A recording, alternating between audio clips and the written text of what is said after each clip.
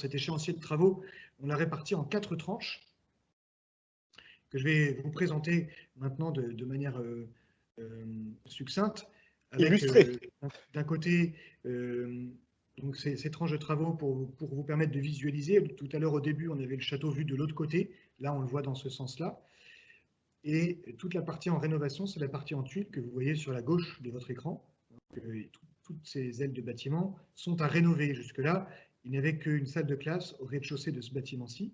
Et donc, l'idée, c'est de rénover cet ensemble-là, ce qui représente quasiment 1000 m² de bâtiment. Donc, les projections, ça nous donnerait ça à terme. Et tranche après tranche, si nous détaillons un petit peu, la première tranche, elle est déjà lancée parce que ça pressait d'accueillir tous ces enfants. Les familles nous demandaient si vous pouvez ouvrir des classes de maternelle.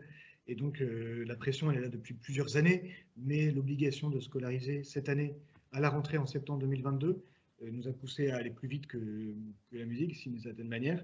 Donc, le gros œuvre est terminé.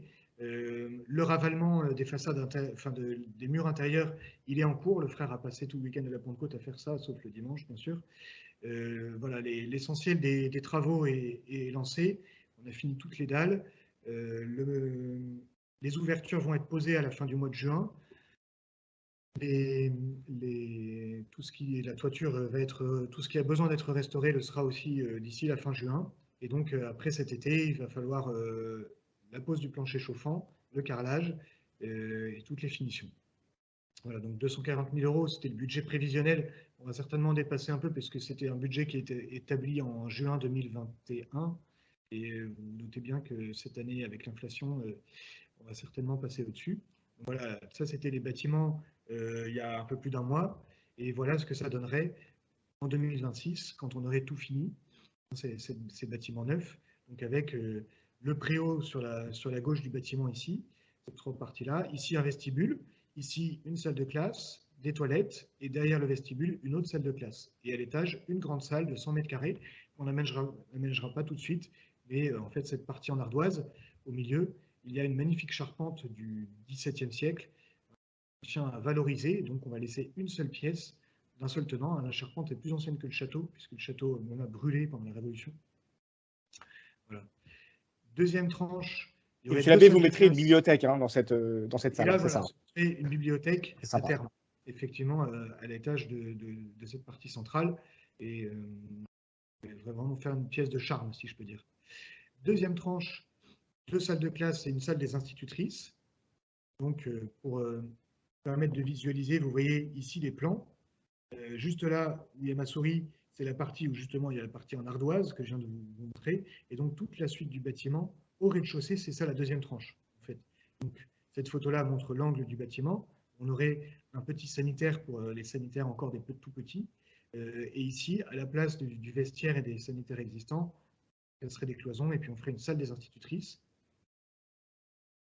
Et puis donc dans la deuxième aile du bâtiment, ici, on retrouve la partie en ardoise. Et donc, au rez-de-chaussée, ici, on aurait une salle polyvalente qui permettrait aux classes de primaire de faire des activités qui nécessitent plus d'espace que la classe.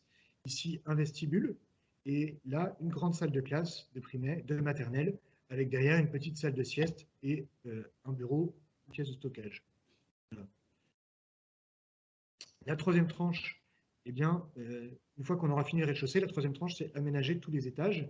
Donc particulièrement l'étage de ce bâtiment-là. Comme il n'est pas très large, on ne peut pas faire le couloir à l'étage, donc il nous faudra prévoir une galerie, comme vous voyez, une galerie d'accès extérieur qu'on va rajouter et qui finalement sera l'occasion même d'embellir encore le bâtiment et de le valoriser. On tient vraiment à valoriser ce patrimoine. Tout ça, ce sont des bâtiments en pierre. La partie des bâtiments un peu plus à l'est, il y avait un enduit en ciment. Nous allons faire sauter. Nous avons déjà commencé à le faire à l'intérieur pour les salles de classe. Et donc tout ça va finir en enduit à pierre vue, donc quelque chose qui va vraiment valoriser le bâtiment. Cette galerie d'accès extérieur, pareil, qui aura vraiment du charme. Voilà, donc l'ensemble des plans, et puis qui est phasé vraiment par tranche, et avec l'idée d'accueillir à l'étage ici, en bleu, là où vous voyez ma souris, éventuellement une communauté de sœurs religieuses qui pourraient nous soutenir sur la partie du primaire, puisque comme on l'a dit ici, eh bien, ce sera tout l'enseignement du primaire. Elles auraient leur clôture à l'étage et elles seraient en mesure à la fois de profiter des offices, bien sûr, de la communauté dans l'Église, et puis d'assurer l'encadrement d'une partie du primaire, puisqu'elles ont une expertise, hein, ce sont les sœurs de la Fraternité Saint-Pédis, et elles ont une expertise depuis plus de 30 ans pour le primaire, et leur compétence est vraiment reconnue.